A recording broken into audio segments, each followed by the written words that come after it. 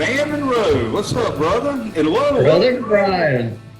Who we got Hey, tonight? we got special guests this week. Laura came to join us. Well, I'm so excited about this because Laura, I know that Zan probably has some things that we're going to talk about, but I have a feeling we're probably going to talk about some things Zan doesn't want us to talk about. I may have to So glad leave. you're here.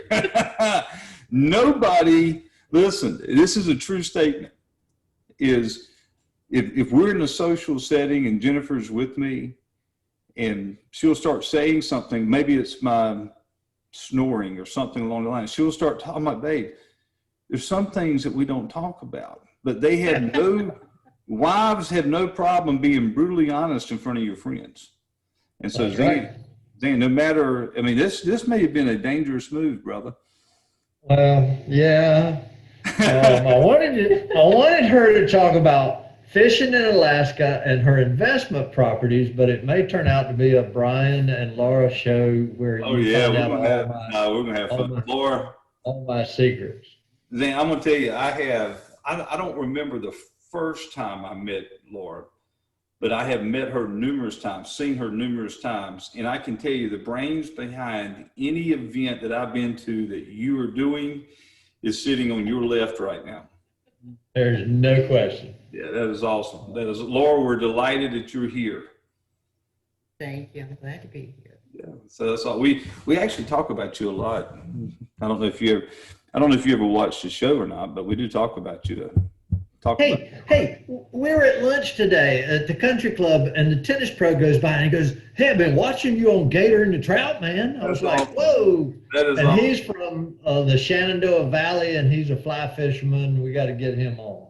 So. Hey, well, I tell you something that was kind of cool. You remember a few weeks ago, and Laura, I'm going to talk to you about this tonight. Okay, just go ahead and get this in your mind. A few weeks ago, we had September signs. Will Neighbors, my neighbor Will Neighbors, was on.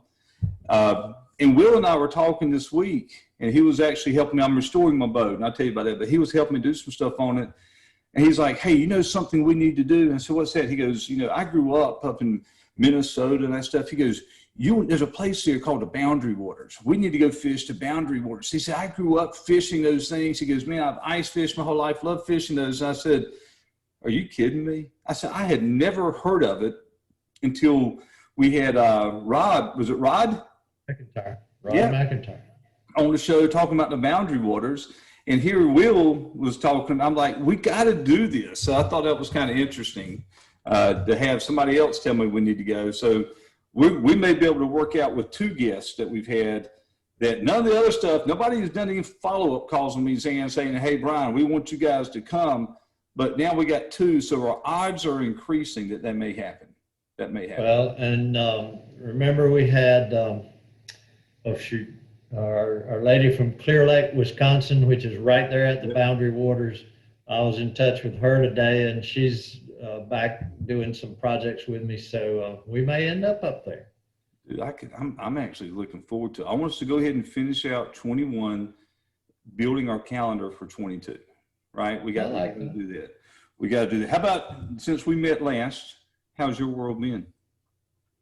It's been good. It's been really busy. We have a niece and a nephew getting ready to transfer to Fairbanks, Alaska. He's in the U.S. military, his last tour of duty, and we send him out Friday of this week. So Matt and Jenny, safe travels with the kids to Fairbanks because we're coming up there.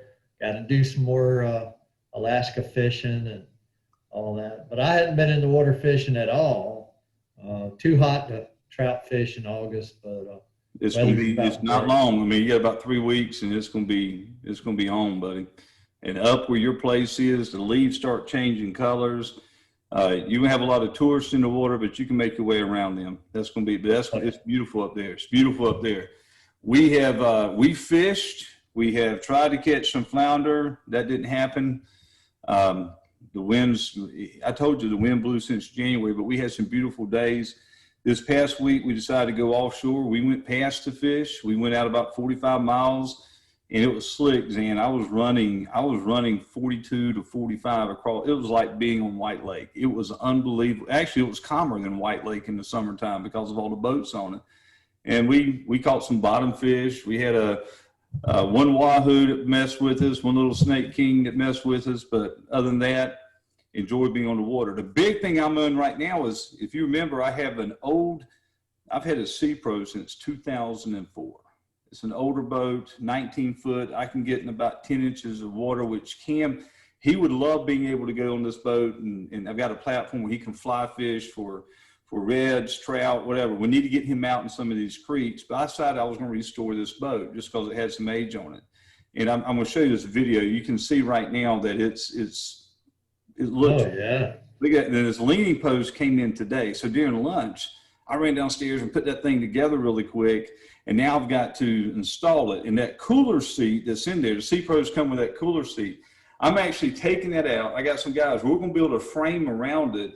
And so when we get finished with the shop, we're actually going to have a workbench, not a workbench. We'll have the work table, but the bench that will slide under my work table will actually be a pull-up cooler seat. So every workbench. That way you won't have to walk around to the swamp to get a beer, you know? Yeah, the thing is, we have 1.5 refrigerators and a cooler in there. And if you know the guys in my neighborhood, I need to have that in the workshop. So we're looking forward to.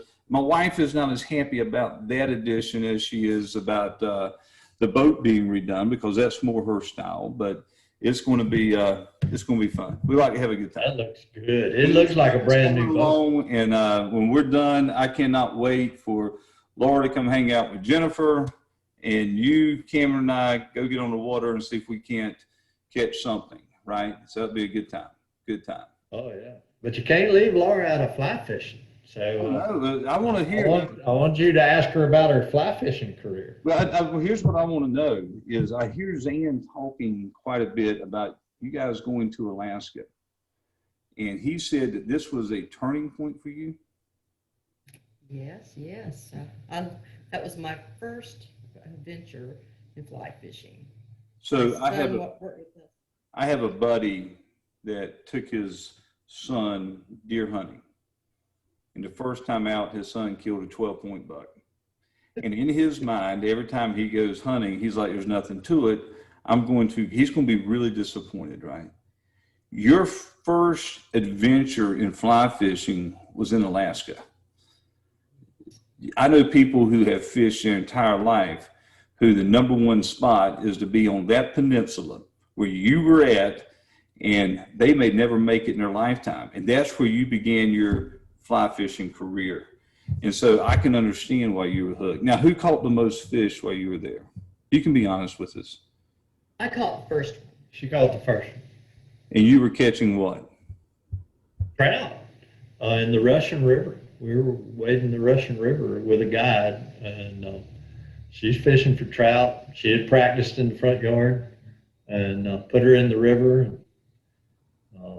She caught the first fish immediately. It was awesome. Now, do you get to go in Blowing Rock? Have you been fly fishing there yet? I have not. Yes, you have. We did. We did. Yeah, Yes, over we near did. Valley We did. Cruises. I forgot about that. I put her in. We were wet wading. Just put on her boots. Oh, And did you enjoy that? We got in the water. I stepped down in the water. I said, "Come on, get in the water." She goes, "There's water in my boots. It's pouring in my boots." And I'm like, "Well, yeah, we don't have waders on here." They are submerged. They are underwater. But she caught fish that day, and I didn't catch any. So yeah, she's got the touch. Well, you know, I was just reminded of something, and I had not thought of this prior. 2019 was our last Presidents. Like, we're leaving tomorrow for Nashville. Our last Presidents Club trip was Jackson Hole, Wyoming. And I took Jennifer, on my bucket list was to fly fish the Snake River. That was Jennifer's first fly fishing adventure. Do you realize how fortunate the two of you are that was your first fly fishing? To be married to In us. many ways. To be married. Yeah. Aside from being married to the Gator and the Troutman. Get that in there. That's it. So you enjoyed it. You love it. Have you got your own gear? I don't have my own waders. She got Well, you don't wading need them. You boots. got submergible boots. Yeah. Got everything. She's got her own gear, own vest. everything. Well, I'm But the telling you coolest right part now, about- Mark, in the next 3 weeks, and you'll have probably a 30-day window. I would say probably from the end of September to maybe the first, second week in November, you're going to be a part of some of the best fly fishing in the country. And I look forward to seeing video and hearing reports of you out fishing the guy on your right. That would make me so happy. Make me That so is my happy. plan. And based on all the videos he sent me, I think you've got a good chance. It's hard to video when you got your hands full. You catch the fish, you got to let him go and all that stuff. So But the coolest part, you want to tell him the most fun part about your fishing the Russian River? What was up in the tree? Oh, there was a great big bald eagle sitting there waiting for me to catch something. Yes, just sitting. Just watched her. you know, Be away I did a Facebook post this weekend. I took my youngest daughter, and she's getting ready to turn 18. Took my youngest daughter down to the waterway, and she had a rod, and I had one, and we were fishing for flounder. And I had all these pictures of us together, and just for in the middle of it, I put, yeah, she thinks we're just fishing. The truth of the matter is, listen, whether I'm hanging out with Zan or my daughter, it's that relationship building. But the second thing, people don't realize just the beauty that you see. When we left Sunday morning, Zan, it was, we were at the dock at 5:30, right? So we're going through the channel is pitch black, the moon shining, and you could just start to see the glow coming over the ocean of the sun. Hadn't even started coming up yet. So when you're in the ocean, you get to see that sunrise. When you see the bald eagles, when you see the ospreys, catching the fish is just icing on the cake. And I don't know if people realize that I know the reason that I fish is the solace and the solitude. Zan calls it, and I love it, recreating, the recreation aspect of it, the recreating. And so for you to say, hey, listen, the best part of fishing was I got to watch a wild bald eagle on the top of a tree. People do not realize what you get to see when you're out there. It's amazing. It's amazing. Makes you very thankful to be where we're at. Does me anyway. It's powerful. So The other thing I wanted her to talk about is her investments. yeah, I was getting ready to ask you about that because what Zan has told me, other than the fact that you run his speaking business incredibly well, and I don't know if you ever do work for anybody else, but I know a guy that could probably use help in what you do, and that's me. But the other side of it is when we talked a few weeks ago about buying investment property, Zan actually said he did a phenomenal job. We call it wake up money. He did a phenomenal job of that conversation. But he also said that you were the expert. You are the one that probably understands it better than most people in the country. And I'm really looking forward to hearing your take on how people can build wealth through investment property. It's all you. It's all you. Yes, we started off, Zan's sister and I started together. She thought I had some special skill, I guess. But she would find the houses, and we'd find the ugliest house on the best street. We targeted our neighborhoods, and our target house is the house we both grew up in, a 3-bedroom, 2-bath, built in the 70s. Hopefully there's hardwood floors, and we would find them and dress them up a little bit. And some we kept as rentals and some we sold. So you take them and you would flip them. A lot of them. Some. So We've kept some as rentals. so how many, if you don't mind me asking, how many rental properties would you say that you have in an investment portfolio right now? I'm sorry. 4. 4. Okay. So over the years, you started doing this when? 20 years ago. 3? 20. 20 years ago. Okay, I don't know. I'm sorry. I'm having trouble hearing you. So you did this 20 years ago. You flip properties on a regular basis right now, or you just wait for that special one? I'm waiting for the special one right now. Yeah. So there, It's a little different. there are a lot of people out there that see these commercials on TV. The guy lands in his helicopter, he gets out, he starts walking across, and he says, I'm going to show you how to buy investment property using other people's money, and you can have hundreds of property in a short period of time and make millions. I look at that and I say, that's really not reality. Am I wrong? Oh, no, you're exactly right. I went to an HGTV special that they would do the same thing with nothing involved. You don't even have to go out and look at the house. You can just do it right on your computer.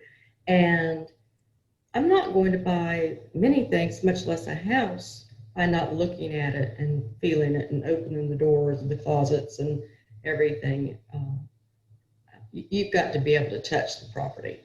So the way that I look at that is, if I'm going to find a property, and I love what you said, the house that we grew up in. You know, I'm thinking of Stedman, North Carolina, 3-bedroom, 2-bath with a carport on a half-acre lot in a little subdivision called Blaywell, back before Blaywell blew up to what it is today. And you pull the carpet back, and there's the hardwood floors in it. You know, that's kind of where Exactly the house. I can see that picture taking place. But one of the things that I look at is, you know, let me put it this way. The house that we sold before we moved to this one in Fayetteville, over in Van Story, very nice home, but it had served its purpose for us, right? So the other day I was in town. I was across from our friend the Maddoxes, right across the street from them. I was in town visiting my mother, or had to go to a funeral actually, and I stopped by and saw my mother-in-law, and I decided I was going to ride by the house. When I went and made the turn, there was not an emotional connection for me anymore. And I really was thinking, I hope the folks are enjoying the house.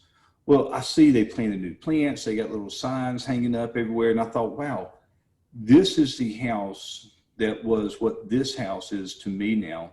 They've moved up to that house. So when I'm looking at, I hope this analogy makes sense, because when I'm looking at investment property, you still have to be able to put yourself in that person. As you see, I got to walk in, I got to feel it. Is this house, may not be the house, your house that you're talking about, that 3-bedroom, 2-bath, is not going to be the house that I'm looking for today. But you've got to be able to walk in and put yourself in their shoes, right? Is this something that's going to be appealing, and is everything in this house right that's going to be doing that individual right? Am I making sense of what I'm saying? Absolutely. So everyone deserves a home that they live in that inspires them and that's clean and just taken care of. I really think, and I think houses are a living, breathing thing. They have purpose, and that's to provide shelter and a home, a sanctuary for people. Oh, you just said the word that popped in my mind. My wife and you, good night. So when we were looking for homes, Jennifer said to me, a home should be a sanctuary. She goes, you think about it, you're in the world all day long, you're working hard all day. When you come home, your home needs to be an escape, right? And people who are renting that 3-2 that you're talking about, this is really the stepping stone for them going to the next level. And it should be that place that gives them the comfort and inspire them to go to the next step of being able to have home ownership, right? So I like the fact, because there are a lot of people out there that do not look at it that way. They look at it as simply a check that they're going to be getting each month. And that's not the way I think it needs to be. So About your folks up there off Rush Road buying their own house.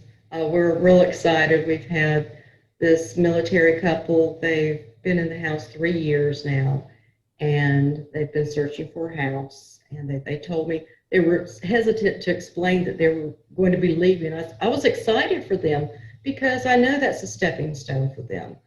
They had just gotten married when they came here, so but it's a safe place. It's that they've just loved living there.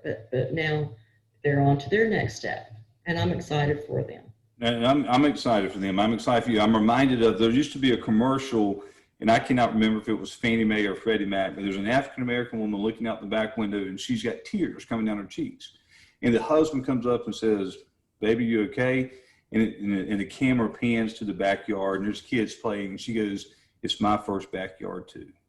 That is a very powerful statement, right? And I'm sorry, guys. I mean, it is. And that's why we do what we do and you do what you do. And we've got people right now, I think we take for granted that people rent a lot of times because they don't have a choice right now. And it is stepping. Now, the flip side of that is by being the person, my dad always told me, he said, if you want to create wealth in life, if you want to be successful in life, be the person who creates the jobs, right? Be that person who creates the jobs instead of being the person who's just working a job. And so in this scenario, it's the same thing. You're able to create wealth for you, right? You're able to create wealth, enhance your net worth for you. But at the same time, one of the greatest derivatives of that is you become the stepping stone to help, just like you're talking about this couple for the last 3 years. They're getting ready to have their own. How exciting is that for them?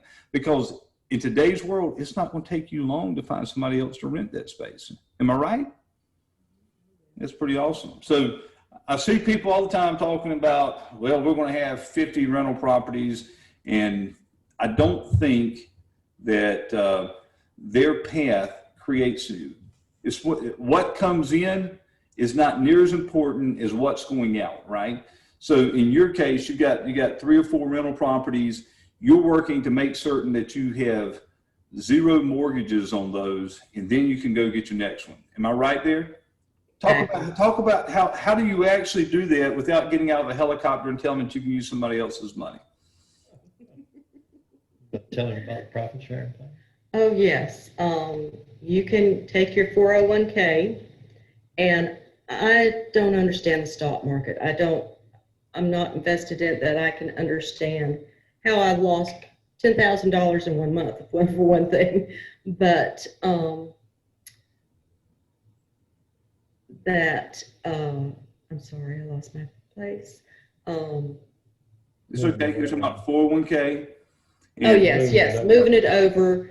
You roll it over, your 401k, you roll it over into a profit sharing plan, and you pay all of all of the checks come in to that plan. Any expenditures, you take them out. But it's very strict. You're not allowed to live in that house. And there's other rules, but this is a way that I understand houses. I don't understand the stock market. To me, houses are safe. And the insurance gets paid out, taxes get paid out, and then all the checks. For layman's terms, for me, the entire balance sheet is done within this corporation, within a profit share. You're paying, you're adding and subtracting, debiting, crediting throughout that piece, right? So I've got a couple questions for you, and I'm going to ask you a hard question second. I'm going to make an easy statement to you first. When Zan and I went through this a few weeks ago, Will Neighbors was the person on. We had a guy in Oklahoma. Now, I was in Oklahoma City I think it was last weekend, a week or so ago, and I went to a local Oklahoma City Dodgers game that this particular guy, Dan, was putting on this event. So I went and saw him and met some of his agents. As a side note, I'm sitting there, and I was talking to this agent, and this was hilarious. And I said, she goes, "What part of North Carolina are you from?" I said, "Well, I live in Wilmington now." She goes, "You ever heard of Fayetteville?" I said, "I just moved from Fayetteville." She was a real estate agent for like 20 years in Fayetteville. Zan taught her how to do, she knew Zan, and she's like, "Oh my God." Ballinger was her last name. And I took a picture of Zan and sent it to you. Yep. Anyway, what a small world. Okay. Sorry guys, I didn't mean to get sidetracked, but that was exciting to me. So the second piece is this. Dan went this week to meet the attorney in Colorado because his wife's a real estate agent, and they've got this set up and it's working fantastic. They're very excited. So appreciate that. He's very excited about it. And he's like, you've got to come to Oklahoma City. We could bring in 200 people and have this conversation. I said, I love talking about wake up money. And my wife's like, you need to wake up so we can start getting some wake up money. I said, yes, ma'am. We'll talk to Laura and we'll get this worked out. The other thought is this: will neighbors self-employed? And I'm going to ask you a couple things to see if you can answer these questions for me. He owns a company called September Signs. So he called the attorney, and the attorney said, no, you can't do it because whatever you do, every employee of that company has to be a part of it because it's profit sharing. He said, no problem. I will open up a separate corporation and we'll go that way. And the attorney said, you can't do that. So either there's a disconnect in the way that Will was asking the questions, and that's, look, Will, if you're watching this, that's very possible. There's a disconnect in the way that Will's asking the questions. Or are there some rules? Do you have to be, because he's got his general contractor's license. I mean, do you have to be a real estate agent? Could I set up, I've got several small corporations. Could I set up Bryan Inc. and we do nothing but buy houses with this profit sharing and it's just Jennifer and I? Can I set it up like that? I mean, help me understand the parameters around setting it up if you know that. I'd go right back to the attorney, but I want to talk to Will about that because a lot of it is how you ask the question to the attorney. I agree. And you have to be an independent contractor, which is why realtors automatically qualify, or a single operator corporation. In other words, if we created a small company, then the profit sharing plan could be run from the 2 employees of that company. But if you have 20 employees and you start a profit sharing plan, they all got to share. Yeah, and he grasped that piece. And so I know that for me, I'm very intrigued by this, very intrigued by it. I think it's one of the smartest things I've heard in a very long time. And obviously you guys have had some great success with it. And what I'm looking at is for Jennifer and I, if I set up a small corporation, and those I may have to have a conversation with the attorney guys just to make sure I set it up properly to start off with. But what I hear you saying is there is a way to do this without being a real estate agent. Oh, absolutely. Yeah. Being a real estate agent doesn't qualify you to do this. Being an independent contractor or owning your own small business does qualify. Okay. Okay. So think about this. If we do a big event in Oklahoma City, maybe we can get this attorney to come and speak at that event. That would be wonderful. I'm game. I'm game. Yeah, I mean, I'd love to hear more from him. I'd love to. Yeah, this is just adhering to the tax laws that the IRS has given us. Laura says it's like going to the grocery store with a coupon. You got the right coupon, you give them the coupon, you get a discount. Well, the IRS says if you can set up these accounts properly, you pay no tax on the income from those accounts. So, I mean, it took us 15 years to figure this out. That's as close to a pure profit situation as you can get, right? Yeah. That's awesome. That is awesome.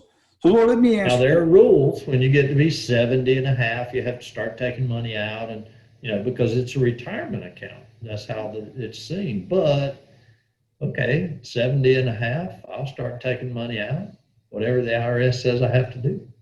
So you'll have to take money out a lot earlier than Laura will, but you're getting. Oh, yeah, definitely. Oh, yeah. I robbed the cradle here. Yeah. So, Laura, let me ask you a couple of questions that I always wonder about.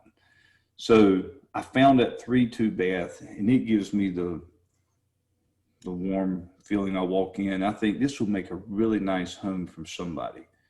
Now, let's get out of the emotional side and look from the business side, because what's going to be very important in that situation is, am I making a good investment here? And again, it's take the emotional side out of being able to help people, because that's the greatest derivative. But the best thing is I've got to make certain that it's going to have a positive impact on my economics. So what is it that what are you looking for from an equity standpoint? I mean, are you looking for a certain value below market? Are you looking at foreclosures? What are you looking for from that standpoint? Does that question make sense? Yes, it does.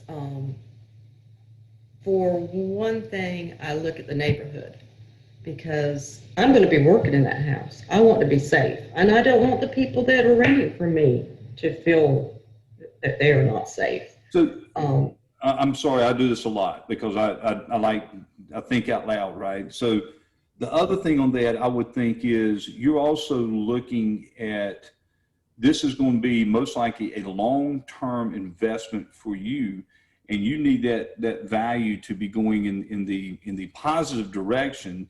And if you got a neighborhood that's starting to go downhill already, that's probably not going to, you're not going to change, you're not going to have a long-term impact on it by yourself. So you're also looking at it from that standpoint. and I like me. I don't want to go anywhere and work where it's not safe. I get it. I get it. And I want it to be local, so I ride by there, and I explain that to my tenants. I'll be riding by occasionally, just checking things out, so if you'll see me, that sort of thing.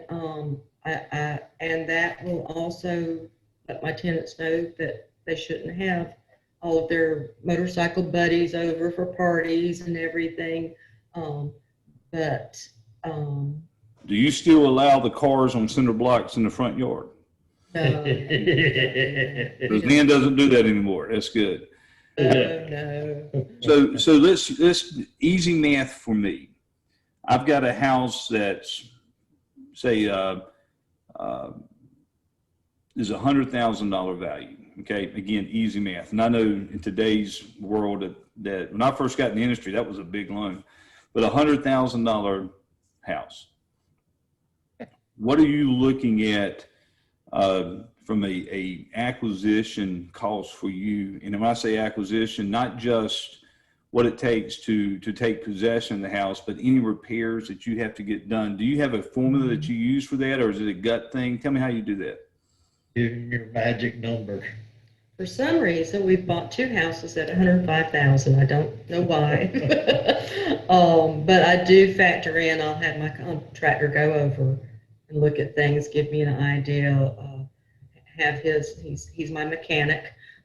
I check everything out first before buying, and we always get inspections, always get surveys. That's a biggie. But also we're looking at a 10% return on the rent. So okay, because I'm in my mind, don't tell anybody when I'm getting ready to tell you, but I'm really not a smart guy. I am actually kind of a lucky guy, and I've surrounded myself with a lot of smart people. And I think that was probably the smartest thing I ever did, right? So, but when I'm looking at something like that, I always scratch my head and thinking, okay, if I'm going to pay $105,000 for a property, how long is it going to take me to actually recoup that cost? And then how long before I get into a profit situation? And if something happens and I need to liquidate, how fast could I do it? And am I going to be in over? That's the way that those are the basic good old country boy steps that I take in my mind. And so when I'm looking at something like that, that sounds kind of like what you're doing. You say, okay, this is what the house is valued at. This is what I can get it for. This is the total all-in cost that I'm going to have. And this is probably what I can get. How do you figure out what you can get rent? Are you doing a rent survey for the neighborhood? What are you doing? And the reason I ask the basic questions, because I promise you right now, just like the last time we began talking about this, there will be a flurry of emails and questions of not just the profit sharing, but people who just want to get started. And so in looking at it, trying to make it as clear as I can, the steps that take place. yes, I do check what the rental market is in that area, and always check the school districts too, because that's how our market is arranged. And and figure out, okay, it only has 1.5 baths. If I add another bath, how much, will that cost? And how much will it take me to finally get that back? But depends on who you rent to. So you look at most of your rentals as being very long term. I'm not talking about the tenants that are in it, the individual tenants, but your investment. This is a long-term investment that, based on everything that Zan and I have ever seen in this career, no guarantees. We always tell people, I cannot guarantee that your property is going to go up in value, but odds are they are. So you're looking at this versus the stock market going like this. You're looking at housing going like that, which also means being able to escalate your rent with time is also there. That's pretty awesome. Well, the research right now is house prices are rising, depending on who you look at, 16 to 26% a year in the last 12 months. Rents are rising faster than that. Well, man, I think you told me a few weeks ago, and I did information, not validation means nothing. I did validate this, right? So we've got a shortage. I think it's around 6 million homes. Yep. What a wonderful time to be a landlord, because your vacancy factor, if your house is in good shape and your rent's within the market, your vacancy factor is probably going to be zero. I mean, you can turn around and rent it out in a heartbeat. I mean, that's amazing. And the crazy thing for me is that the more that you and I have talked about this, the more I thought, maybe not Zane, but Laura's right. That when you're looking at long-term, gut-wrenching, riding the stock market versus the security that comes. And I hear people, and I've said it, I don't want to be a landlord. I don't want to have to worry about refrigerator goes out. Lord, a refrigerator, $1,000? That's nothing. A refrigerator is less of a hit than what you're going to take when the market drops in the stock market, right? And you're going to get that money back. You're going to get that money back. How about, do you manage your own properties? Yes. Is that a decision that you made? And I see Zan laughing. I have no idea. I'm asking stuff that I don't know the answer to. Is this a decision that you learned the hard way? Or is it just one that you said, nobody's going to manage my properties the way I do. I know these properties inside and out, and I want to make certain, and I can save that 10, 12% or whatever it is. Absolutely. I want to see the people that's going to go in the house that I have worked hard on, and and we've not had any problems. We've really been fortunate, but it's because we check them out. But you think about this, and I'm just, again, doing basic math. Let's say that you've got almost a half, if it's not there yet, I would imagine with the increase in values, it's not going to be very long for you. You'll have $500,000, right? So you're trusting somebody else to manage. It's no different than the stock market, right? You're trusting somebody else to be your broker on that $500,000, or you can actually, with a profit sharing, you can manage the $500,000 yourself. You're not paying any taxes on it. I mean, why wouldn't you do that? Yes. And I want to get back in the house too. Do it. To see how it's being taken care of. Do they have 7 dogs in there? That sort of thing. But we did have one property that was costing us money. It just started repairs, and it was in a homeowners association, and just too many things. So we sold that and were able to buy another one. So and the cool part about the profit sharing plan, when you sell it, you make a profit, all the profit comes back in the profit sharing plan, tax shelter. Yeah, and you can turn around and invest that money in something different. So I'm gonna make a statement that people that are in rental business are not going to believe, but when her tenants move out, the houses are better than when they move in. they do. They put up ceiling fans. They do all sorts of stuff. Work in the yard, and we've had good folks. that's awesome. So You want to read him your mission statement? This is one of her belief system is what makes her successful. I want to hear this. This is my mission statement for home renovation. Find houses that are shamed by being abandoned and unloved. Restore them to serve as a home and shelter for a family to thrive inside its walls and enjoy the sanctuary of its yard. Change a person's life by giving them the opportunity to live in a home that inspires and restores them. Breathing life back into a building and have it come to life with a purpose as a home. To restore its pride and allow it to shine in a neighborhood. To begin with the end in mind of a home filled with love, joy, happiness, and laughter. I love your heart. Because I'm going to tell you something. Zan, and I share this a lot, Zan told me often, and I use this a lot, the word inspire means to breathe life into. You actually used the word inspire, plus you used the word breathe life into. And what you did is said, what I did not hear you say is my mission statement is to make X amount of dollars over the long haul by being a landlord. What you actually said is, I'm going to have a positive impact on people's life. You do the right, Dad always told me, you do the right thing, you're going to get the right result. You do it with the right spirit, you're going to get the right outcome. The things that we talk about, the wealth building and the net worth and the things that come along with doing that, they're a result of doing it with the spirit that you're doing it. So that is, that's pretty awesome. It was not what I was expecting your mission statement to be, but I'm not surprised knowing who you are. So that is awesome. That is awesome. I got one more question for you on this.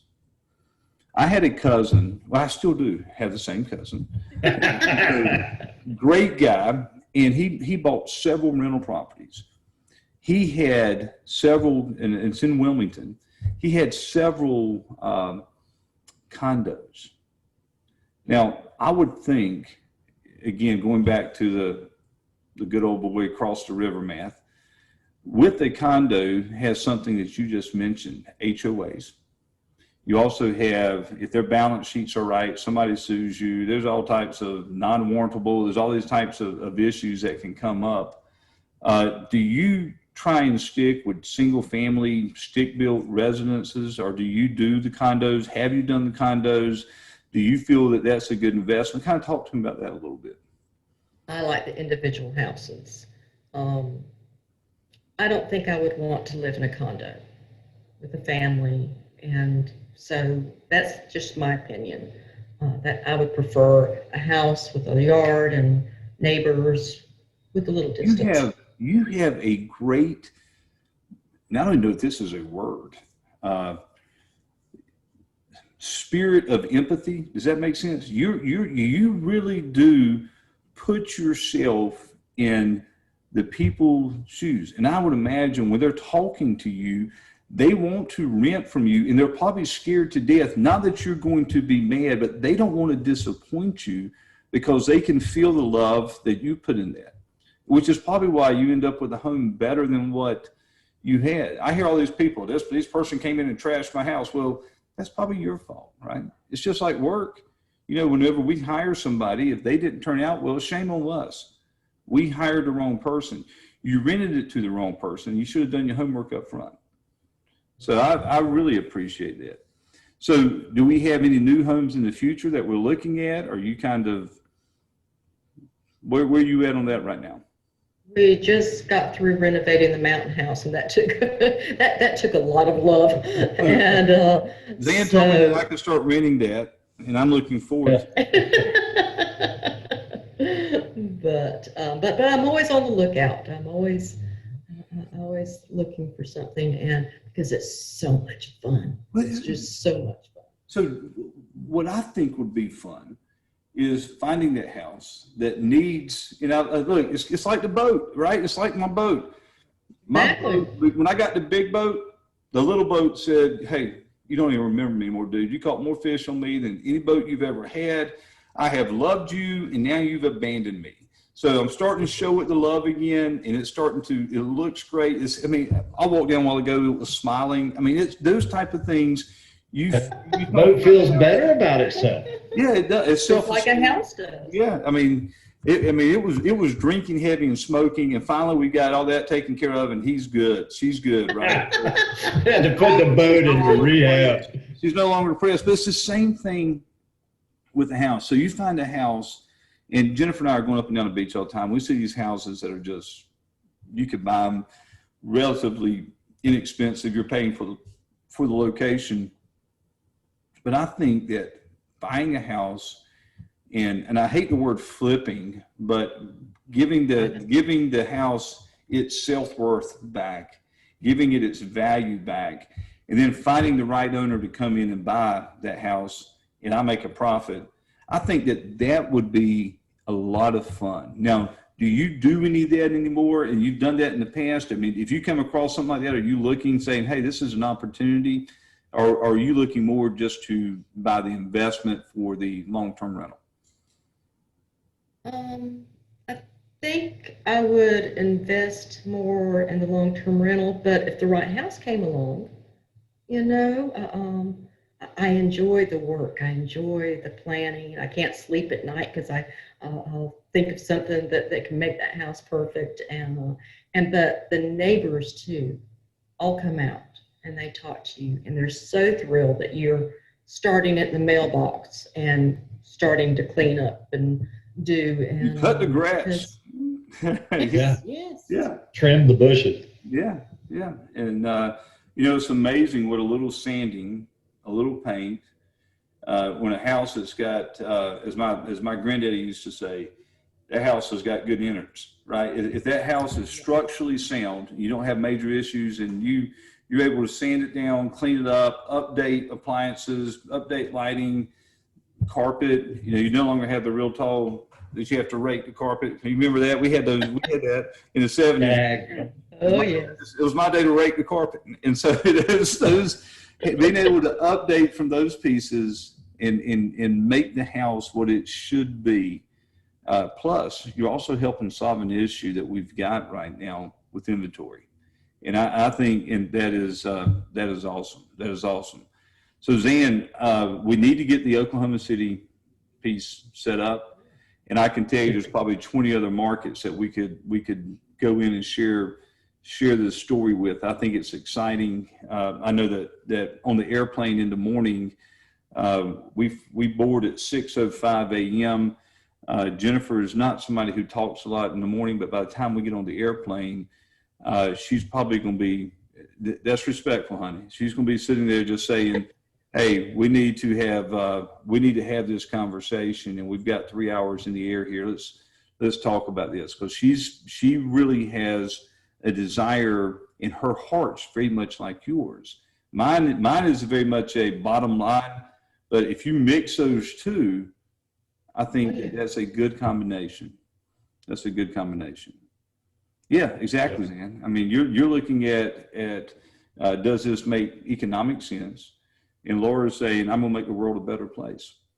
And when you're able to accomplish both of those things, it's a wonderful thing. Because when you give somebody self-worth, when you add value to who they are, as simple as providing a nice home where they can really establish their foundation, that is an awesome thing. And I got to tell you that this has taken a completely different turn than I was expecting. I thought we were dollar and cents, and all of a sudden my heart's going, oh my gosh, we got to do this to help people. It's great. It's great.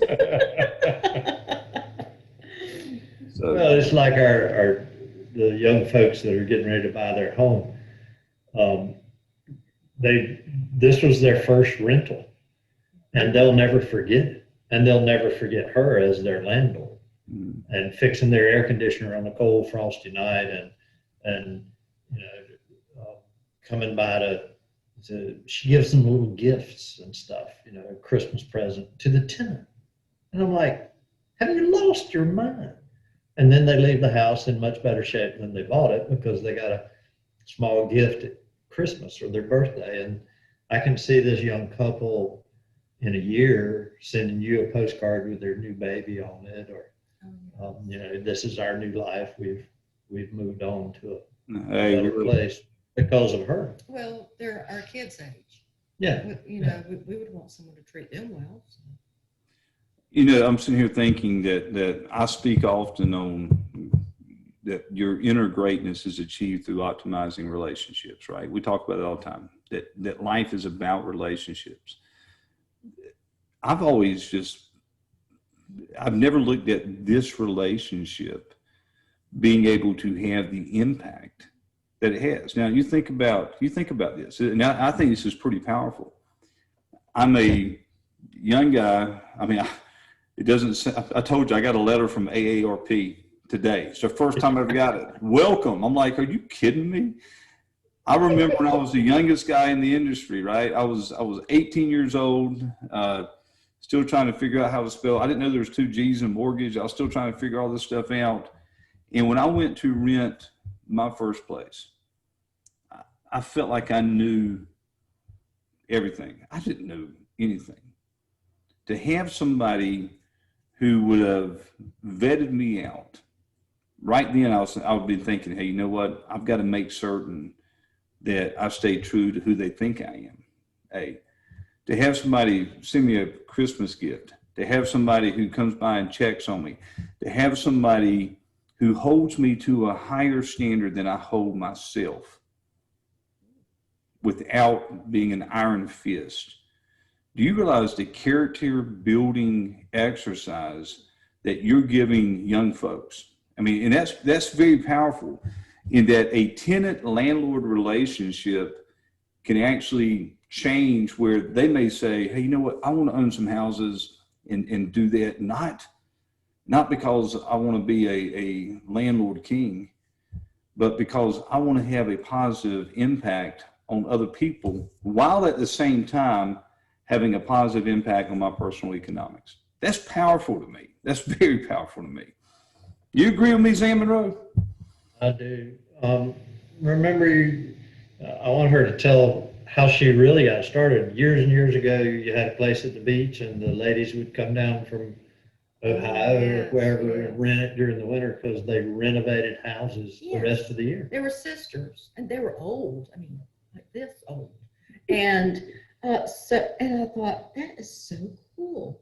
You know, they talk about how they do their hardwood floors, and they had a contractor for this and that. And I was like, how in the world? And now I get to do it. This is a woman that one year at Christmas said, you know, I'd really like a miter saw for Christmas so I could cut molding. Awesome. I do have a new drill that has a light on it. So. You need to come hang out in my shop. You can teach me some things. You can teach me some things. I'd love for you to do that. That is awesome. That is awesome. Bryan taught me the word Wright is a Wainwright, is a woodworker. Oh. My grandfather, you may find this interesting, my grandfather had macular degeneration. I would knock on his door, and all he could see was shadows. And I would knock on his door, and he'd open up the door, and I'd say, hey. If it was a male voice, he would say, hey, brother. He was a Southern Baptist preacher, so he had to say brother. Hey, brother. If it was a female voice, he'd say, hey, sister. And then once you started talking, he'd know who you were, right? But he couldn't see that well.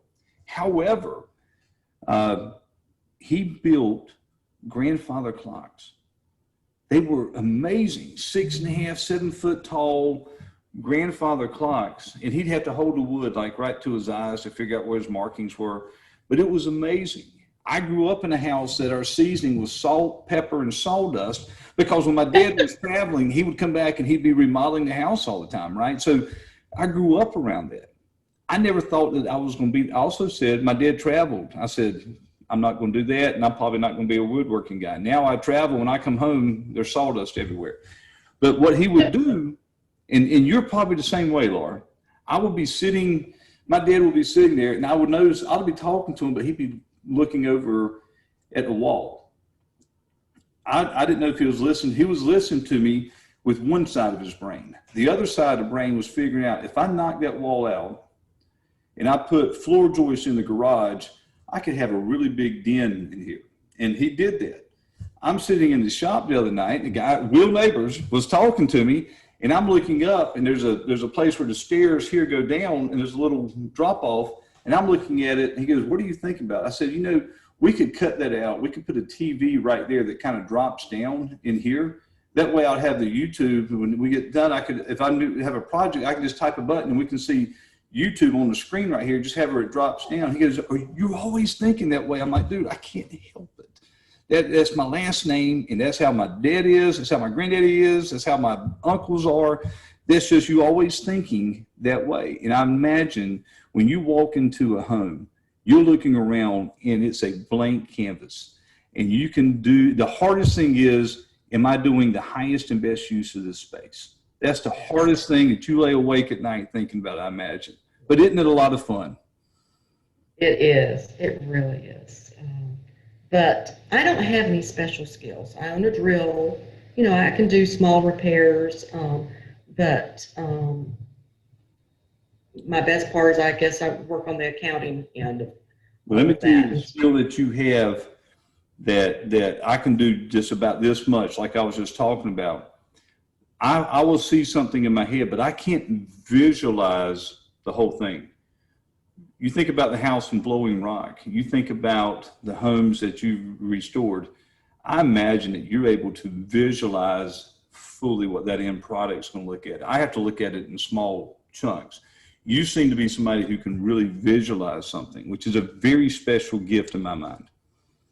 Well, I like to do my cleanup. Not that I love cleaning up, but you've got to live in a space to figure out what works and what doesn't.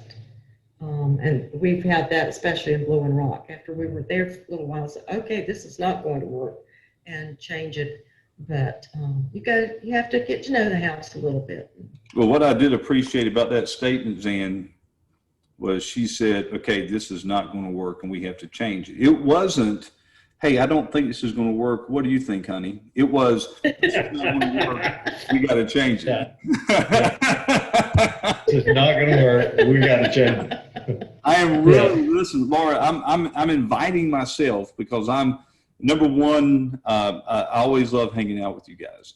Number two, I really want to fly fish that area, but I'm really excited about seeing what you've done.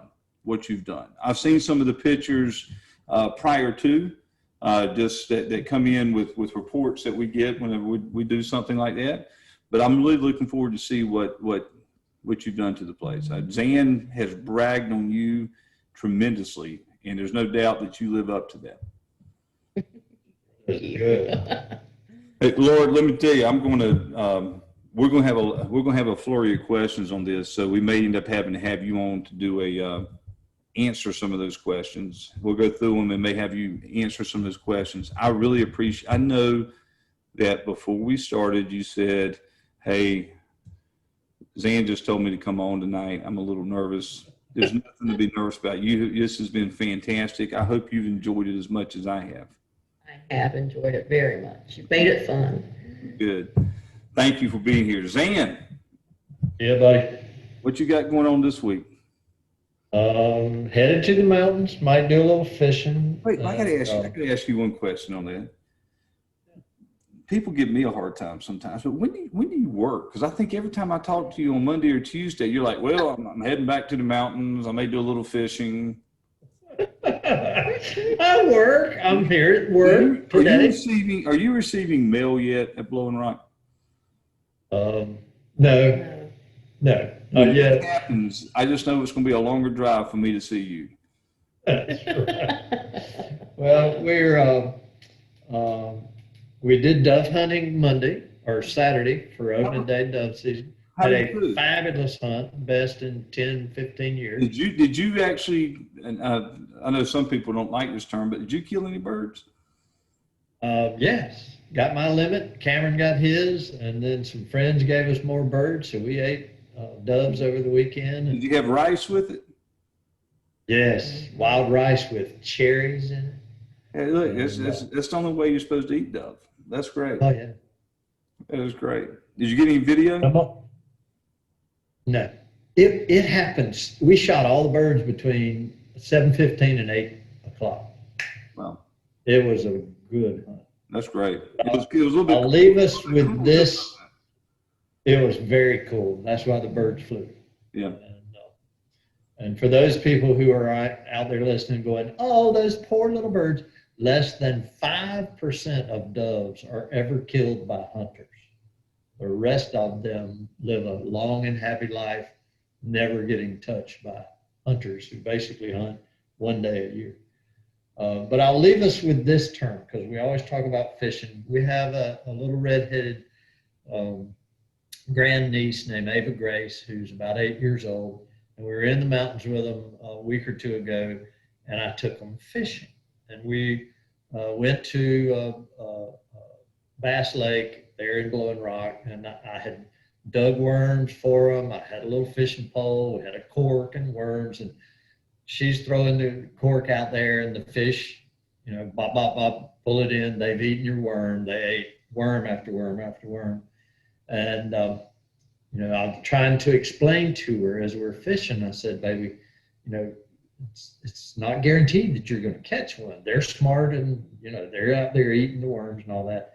And she finally stopped and looked at me with those big eyes, and she said, Uncle Zan, I would feel a lot better about myself if I could catch a fish. And I thought, ooh, the pressure's on me now. I would feel a lot better about myself if I could just catch a fish. That's awesome. And she's how old? 8? She's 9. 9. Mhm. Yeah. So She'll let be me in see. Alaska. She'll be in Alaska catching salmon. Her name's Ava. Ava Grace. Well, I want you to tell Ava Grace something. I'm the guy that just got the letter from AARP. I am 4 decades older than she is. I got home from fishing Saturday, and Jennifer looked at me and said, how was it? And I said, something to the effect of, you know what? In my mind, I'm a much better fisherman than I really am. I said, I am so depressed right now. And what I should have said to her, I'd feel a lot better about myself if I could catch a fish, because Zan, the last 4 trips, I mean, it's been horrible. And I finally decided that the guys that have been going with me, and I know you guys are watching, I hope you enjoyed your last trip, because I think that you guys are the reason I'm not catching anything. Oh, no. Of the crew. It's got to be the crew. It's got to be somebody else, right? No, but Got to be something out there. but we all, Ava Grace, we all would feel better about ourselves, darling, if we could catch fish. And there are days you'll wear yourself out because you catch so many. Then there's days you just have to walk away and say, you know what? There's always mañana. And I'm looking forward to mañana. So I'm headed to Nashville in the morning. I'll be back Sunday. We've got a really, won't be as good as tonight, but Josh Brader is joining us next Tuesday, Yep. next week, right? So I'm looking forward to that, looking forward to seeing you then. And Laura, behind every good man is a wonderful woman. And I'm glad we got to meet the one behind Zan tonight.